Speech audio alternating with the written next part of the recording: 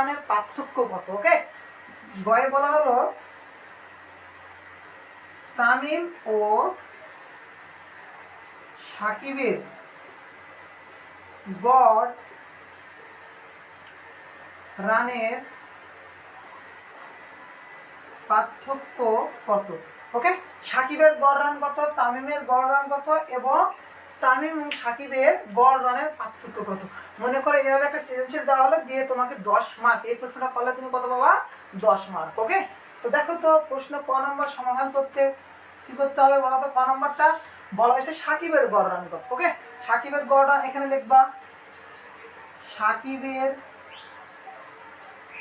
গড় রান, সাকিবের গড় রান দিয়ে লিখবে এখানে, অতএব গড় সমান রানের যোগফল, কি লিখবা উপরে? রানের যোগফল ভাগ হচ্ছে কয়টা ইনিংস, বা ইনিংসের রানের যোগফল ভাগ ইনিংস সংখ্যা।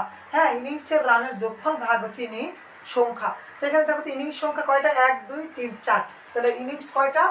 4টা। ওকে, এবং রানগুলো কত যোগ করো তো? সাকিবেরটা 75 যোগ 0 যোগ 35 যোগ 20। হ্যাঁ, এখন কি করবা? এই যোগ করবা, যোগ করে কত দ্বারা ভাগ করবা? 4 দ্বারা ভাগ করবা। তো যোগ করো, 0 0 দেখো তো 0 5 5 5 আর 0 5 5 5 10 এর 0, হাতে থাকলো কত? 1, হাতে থাকলো কত বলো তো? 1 1 আর 2 3 3 3 6 6 এর সাথে কত হয় বলো? 6 এর সাথে কত হয়? 13। ওকে, 130 ভাগ 4। এখন কি করব আমরা বলো তো? অঙ্কটাকে কি করব? অবশ্যই কি করব? এবার কত করব? ভাগ করে দেবো। ওকে, 4 দ্বারা 130 ভাগ করলে আমরা যেটা পাবো সেটাই হবে সাকিবের রানের গড়।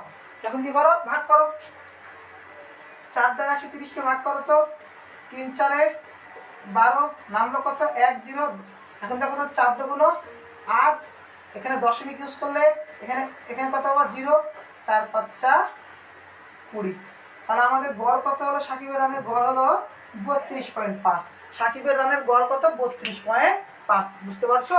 এবার কি করবো? তামিমের রানের গড়। এখন খ নম্বর প্রশ্নটা লেখো, খ লেখো, লিখে লেখো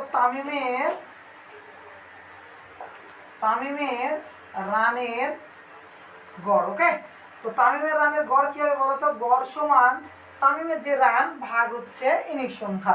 তামিমের রানগুলো দেখো তো কি কি আছে? প্রথমে 28 যোগ 52, 28 যোগ 52 যোগ 25 যোগ 65।